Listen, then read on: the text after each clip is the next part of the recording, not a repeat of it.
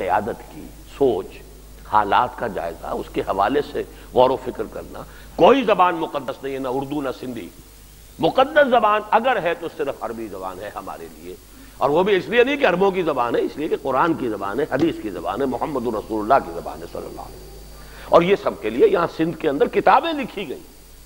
میں تو مجھے افسوس ہے وہ کتاب گم ہو گئی. جب میں نے دورہ کیا تھا، میں جب گیا تھا دادو، وہاں مجھے ایک صاحب نے کتاب کا نسخہ دیا کہ جو اس زمانے میں سندھی کچھ دانشوروں نے شائع کیا تھا، پوری کتاب شائع کی تھی کہ عربی کو یہاں پر نافذ کیا جائے، عربی کو قبول کرنے کو تیار ہے. بھئی عربی اردو اسپیکنگ کو بھی سیکھنی پڑے گی، پنجابی کو بھی سیکھنی پڑے گی، سندھی کو بھی سیکھنی پڑے گی، بنگالی کو بھی سیکھنی پڑے گی. کم سے کم برابر تو رہیں گے نا. آپ اردو ٹھوسیں گے تو سندھی بچہ پیچھے رہ جائے گا. پھر آپ لڑیں گے، اونچے نمبر والے کو چھوڑ دیا، کم نمبر والے کو لے لیا. وہ آخر کوٹا یہاں ہوا تو کسی وجہ سے ہوا تھا. پھر میں کہتا ہوں دنیا میں کوئی کام بغیر کسی سبب کے نہیں ہوتا. واقعہ یہ پنجاب میں کوٹا نہ ہوتا تو پنجاب کا مسلمان کبھی اٹھ کے کھڑا ہو نہیں سکتا تھا ہندو کے مقابلے میں. کوٹا تھا وہاں، ورنہ کالجوں میں مسلمان کو داخلہ مل جاتا پنجاب میں. میں انڈیا کی بات کر رہا ہوں، یونائٹڈ جو پنجاب تھا، ہندو کا مقابلہ کرنے والا پنجابی مسلمان کہاں تھا؟ وہ تو اس وقت کوٹا تھا، وہاں پر مسلمانوں کی اپنی سیٹیں مقرر ہوتی تھی. تب انجینئرنگ کالج میں، میڈیکل کالج میں مسلمان بھی پہنچتا تھا. ورنہ اگر ہوتا اوپن کمپٹیشن، ہندو آنے دیتا تھا کسی مسلمان کو؟ اسی طرح وہاں طے کروایا تھا سر چھوٹو رام نے، وہ اربن اور وہ جو دیہاتی کی تقسیم ہے کہ کوئی شہری جو ہے دیہاتی زمین نہیں خرید سکتا. قومیتیں جو ہے تقسیم کر دی گئی تھی، یہ زراعت پیشہ اقوام ہے، یہ غیر زراعت پیشہ اقوام ہے. غیر زراعت پیشہ کوئی، ورنہ ہندو مہاجن کسی مسلمان کے پاس یا کسی اور ہندو جاٹ کے پاس زمین رہنے دیتا. یہ تحفظات دنیا میں کرنے پڑتے ہیں کہ کچھ طبقات بیکورڈ ہیں، ان کو کچھ نہ کچھ جو ہے وہ آپ ان کو رعایت دیجئے تاکہ ایک ہوموجینس سا نظام بن جائے، پوری قوم جو ہے کسی ایک سطح پر آ جائے. ورنہ جو کسی وجہ سے ہینڈی کیپڈ ہے وہ ہمیشہ کے لیے ہینڈی کیپڈ رہ جائے گا، اور جو کسی وجہ سے آگے نکل گیا ان کی ہمیشہ کی ڈومینیشن ہو جائے گی. تو حقائق ہے. لیکن اگر ہوتی عربی زبان تو جھگڑا ہی نہیں. وہ سندھی کو بھی سیکھنی ہے، اور اردو اسپیکنگ والے کو بھی سیکھنی ہوگی، پنجابی کو بھی سیکھنی ہوگی، اور کسی کو اس میں کوئی ہو نہیں سکتی. وہ ہماری قرآن کی زبان ہے، وہ ہماری حدیث کی زبان ہے، اللہ اور رسول کی زبان ہے. اس میں کسی لیکن یہ کہ کیا ہوا، یہ ہے چوتھا بلنڈر جو ہم نے کیا ہے نیشنل لینگویج کا. پانچواں اس سب کے اوپر جلتی پر تیل، ماشاء اللہ. ماشاء اللہ کا مطلب کیا ہوا؟ فوج تھی مغربی پاکستان کی، بلکہ وہ تو پھر جو مشرقی پاکستانی کے نزدیک ہر مغربی پاکستانی شالا پنجابی تھا. وہ تو سب پنجابی تھے. وہ نفرت جب آتی ہے، ابھی حال ہی میں ہمارے جو میجر جنرل ریٹائرڈ محمد حسین انصاری صاحب نے جو واقعات سنا، میں لرز گیا ہوں. یعنی یہ کہ چونکہ ان کے تھے وہ چشمدید واقعات. امین جوٹ ملز میں چٹاگانگ میں جس طریقے سے چھوٹے چھوٹے بچوں کی لاشیں جس طریقے سے وہاں پہ پڑی نظر آئی، اور ایک بہت بڑا کمیونٹی ہال تھا، اس کے چاروں طرف جو ہے کوئی ایسا تھا کہ وہاں بارشیں چونکہ زیادہ ہوتی ہیں تو بڑی گہری ایک نالی کھودی، ساری کی ساری خون سے بھری ہوئی.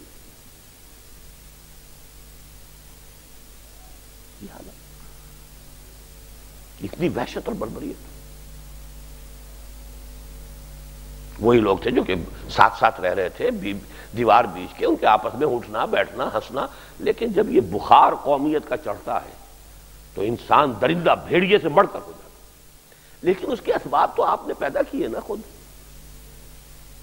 ملک بنایا اسلام کے نام پر، اسلام کو پیچھے ڈالا، مغربی جمہوریت کو آگے کیا. وہ سارا جوش جذبہ وہ ٹھنڈا. مغربی جمہوریت کے تحت آپ کا کوئی دستور بن ہی نہیں سکتا، ویکوم رہا. اب وہ ویکوم کی وجہ سے جو فساد ہوا، ماشاء اللہ. ماشاء اللہ کا مطلب مغربی پاکستان حکومت کر رہا ہے مشرقی پاکستان پر، اور مغربی پاکستان کیا، پنجاب بھی کہنا غلط ہے. میں تو ایک مرتبہ ملتان تھا، بلکہ جانا تھا مجھے بھاولپور، اسلامک یونیورسٹی میں میری کوئی تقریر تھی بھاولپور میں جو ہے جامعہ اسلامیہ، اور اس کے ساتھ ٹیلی ویژن، چونکہ کوئی کسی وزیر کا بھی تھا پروگرام تو ٹیلی ویژن کا عملہ ملتان سے جا رہا تھا ساتھ، تو انہی کی گاڑی میں میں جا رہا تھا. وہاں گفتگو ہوئی. ان کا صاحب یہ کہنا بھی غلط ہے کہ فوج پنجاب کی، فوج صرف اپر پنجاب کی. یہ سرائکی کا علاقہ جو مطالبہ کر رہے ہیں کہ ہمارا ایک صوبہ علیحدہ ہونا چاہیے، it's nearly half of Punjab. کبھی نقشہ دیکھیے پنجاب کا، اور اس کی کوئی ریپرزنٹیشن فوج میں نہیں ہے. فوج صرف گجرات سے اوپر چلے گی، گجرات، جیلم، چکوال، راولپنڈی، سرگودا، میاں والی، اور فرنٹیئر کے بھی صرف 2-3 ضلع ہیں درمیان کے، مردان اور پشاور اور کوہاٹ. آپ کا ڈی آئی خان کا آدمی نہیں ملے گا، آپ کو بنو کا آدمی نہیں ملے گا، آپ کو اوپر جو ہے سوات وغیرہ دیر کے آدمی نہیں ملیں گے. یہ اصل میں علاقہ پتہ ہے کون سا تھا؟ یہ علاقہ وہ تھا جس پر سکھوں کی حکومت رہی تھی. سکھا شاہی کے ظلم سے جو لوگ ستائے ہوئے تھے، انگریز جب آیا انہوں نے انگریز کو ویلکم کہا، اور انگریز کی ان کے دلوں میں محبت پیدا ہوئی کہ انہوں نے ہمیں سکھا شاہی سے نجات دلائی ہے. یہ میں تفصیلی تجزیہ اپنا مسئلہ سندھ میں لکھ چکا ہوں کہ کیا فرق ہے سندھی اور پنجابی مسلمان میں. ایک مرتبہ جو ہے میاں طفیل محمد صاحب نے بڑا بچگانہ سا اسٹیٹمنٹ ایک دے دیا تھا، جس میں بڑا تلخ طنز تھا سندھیوں پر، یہ نان مارشل ریس ہے، یہ فوج میں داخل نہیں ہوئے. اس کا جواب دیا تھا جو بہت بڑے دانشور ہیں سندھ کے، شاہ صاحب، جی غلام مصطفیٰ شاہ صاحب. بڑا پیارا جملہ تھا، وی ہیو نیور بین مرسنریز. گالی دی پنجابیوں کو، تم ٹکے کے سپاہی رہے ہو، تم نے انگریز کی فوج کے اندر بھرتی ہو کر تم نے کعبے پر گولیاں چلائی ہیں، تم نے ترکوں کو تہس نہس کیا ہے، تم نے جنرل ایلن بی کو قبضہ لے کر دیا بغداد کا. We have never been mercenaries. بات ٹھیک ہے، حقائق تو یہی ہے، لیکن سبب کیا؟ پنجابی کیا اسی وجہ سے کوئی پنجابی کے اندر غداری تھی؟ نہیں، سبب یہ تھا کہ حالات یہ تھے کہ پنجابی کے سر پر رہا مسلط سکھ. انگریز نے آ کر گویا کہ پنجابی کو سکھ سے نجات دلائی. سندھ میں انگریز نے مسلمان سے حکومت چھینی، تو کیا دونوں کا ایک طرز عمل ہو سکتا؟ دلی کا قبضہ پنجابی فوج لے کر نہ دیتی تو 1857 میں خاتمہ تھا انگریز کا ہندوستان سے. دلی کا قبضہ لے کر دیا ہے پنجابی فوج نے انگریز کو 1857. تو اصل سبب اس کا بھی سبب تھا.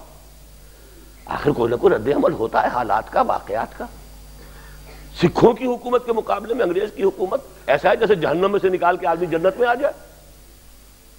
رول آف لا ہے، تصور ہے، کوئی آپ کو زبردستی پکڑ کے تو نہیں لے جائے گا، کوئی قانون ہوگا، کوئی مقدمہ چلے گا، جو بات بھی ہوگی کسی اصول سے ہوگی.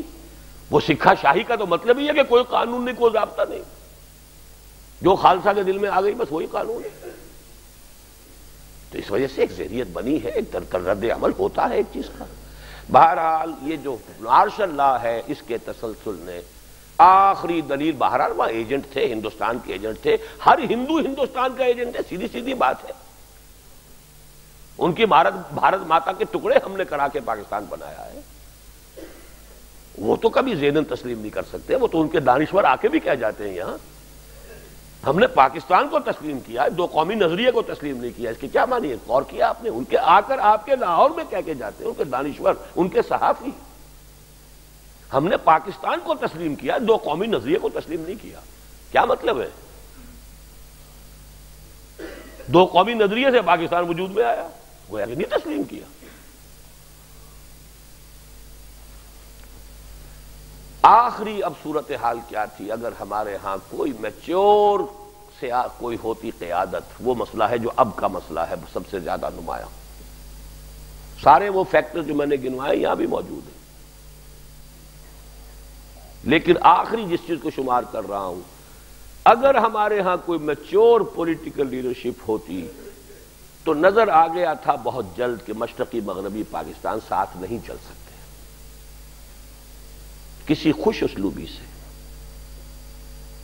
Sitting on the table negotiate کیجئے. یہ آخری درجے میں نے 1969 میں مقالہ لکھا تھا یہ میثاق میں کہ دنیا کی کوئی طاقت مشرقی پاکستانیوں کو مجبور نہیں کر سکتی کہ مغربی پاکستان کے ساتھ رہے. یہ ان کے اوپر آپشن چھوڑ دینا چاہیے، ریفرینڈم کروائیے. ریفرینڈم اگر ہو گیا ہوتا تو میں اول تو یہ سمجھتا ہوں کہ وہاں کی اکثریت جو ہے مغربی پاکستان ہی کے ساتھ رہنے کو ترجیح دیتی، پھر ان سے پوچھا جاتا آپ کی ٹرمز کیا ہیں، ظاہر بات ہے آپ اپنی ٹرمز کے اوپر ہی ہمارے ساتھ رہیں گے نا۔ لیکن یہ کہ اگر نہ فرض کیجئے تو ٹھیک ہے بھئی آئیے علیحدگی کر لیجئے، بیٹھ کر بات کیجئے، زبردستی جبر مجبور کر کے آپ یہ تو کر سکتے ہیں کہ پاکستان کے اس علاقے کے اندر کسی جگہ پر بمباری کر دیں، کسی جگہ کچھ اور کر دیں، مشرقی پاکستان اس طریقے سے جبر کے ساتھ، آخر بلوچستان پہ بمباریاں بھی ہوئی ہیں، 2 مرتبہ ہوئی ہیں۔